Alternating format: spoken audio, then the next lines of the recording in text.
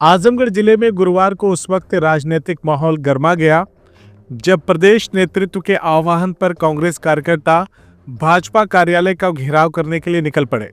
हालांकि पुलिस ने कांग्रेसी कार्यकर्ताओं को आधे रास्ते में ही रोक दिया, जिसके बाद मौके पर नोकझोंक और नारेबाजी का दौर शुरू हो गया।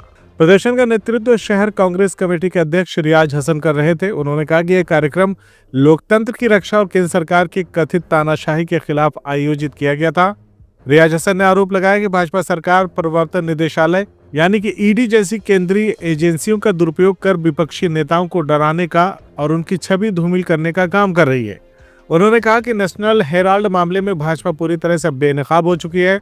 राहुल गांधी और सोनिया गांधी पर लगाए गए आरोप निराधार साबित हुए हैं। दिल्ली की अदालत ने ईडी द्वारा दाखिल चार्जशीट पर संज्ञान लेने से ही इनकार कर दिया, जिससे स्पष्ट हो गया कि ईडी के पास कोई ठोस सबूत नहीं है।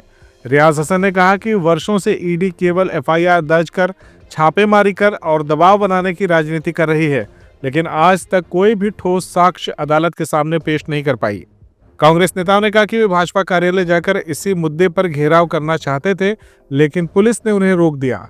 इस पर प्रतिक्रिया देते हुए रियाज हसन ने कहा कि उन्हें रोके जाने से आंदोलन कमजोर नहीं होगा। लोकतंत्र की रक्षा जहां जहां जरूरी होगी, कांग्रेस पार्टी वहां वहां सड़क पर उतरकर संघर्ष करती रहेगी। प्रदर्शन के दौरान कांग्रेस कार्यकर्ताओं ने केंद्र सरकार और भाजपा के खिलाफ जमकर नारेबाजी की। कार्यकर्ताओं का कहना था कि भाजपा ईडी का राजनीतिक हथियार की तरह इस्तेमाल कर रही है और इससे लोकतांत्रिक मूल्यों को नुकसान पहुंच रहा है। उन्होंने भाजपा को संदेश दिया कि इस तरह की कार्रवाई से कांग्रेस नेताओं का मनोबल टूटने वाला नहीं है। कांग्रेस कार्यकर्ताओं ने दिल्ली अदालत के फैसले पर अपनी जीत बताया और कहा कि यह फैसला साबित करता है कि भाजपा द्वारा किया जा रहा राजनीतिक प्रतिशोध अब जनता और न्यायपालिका के सामने उजागर हो चुका है। पुलिस बल की मौजूदगी में प्रदर्शन शांतिपूर्वक तरीके से समाप्त कराया गया। आज प्रदेश नेतृत्व के आह्वान पर हम लोग भाजपा का कार्यालय घेराव करने के लिए जा रहे थे।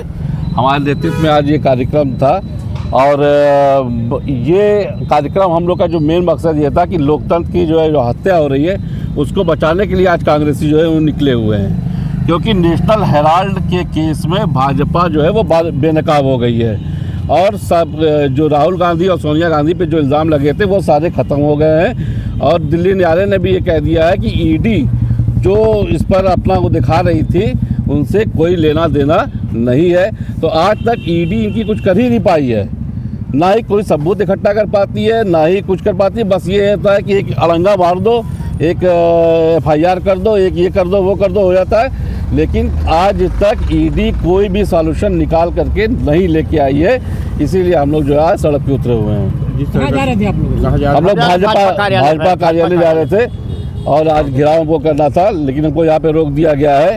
इससे कोई बात नहीं, लेकिन हम लोग लोकतंत्र की रक्षा की जरूरत जहाँ पड़ेगी वहाँ हम लोग जो है कांग्रेस पार्टी चलती रहेगी। CIB इंडिया न्यूज की सभी खबरों को देखने के लिए लाल रंग की बटन को दबाकर चैनल को सब्सक्राइब जरूर करें, घंटी जरूर दबाएं ताकि हमारी सभी खबरों के नोटिफिकेशंस आप तक पहुंचते रहें।